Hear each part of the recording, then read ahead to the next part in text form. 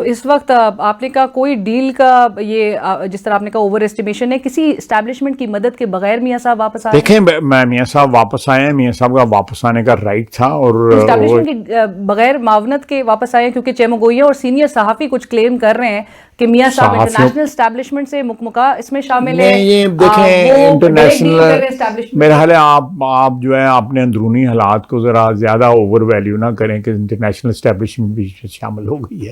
उन्होंने कोई पीड़ा भेज दी हैं कि साड़ी पीड़ा शामिल हो जाती है।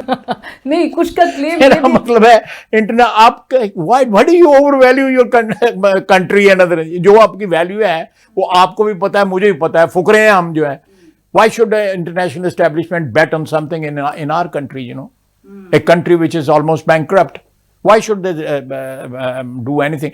I think this is a very far-fetched and figment of somebody's imagination and nothing else.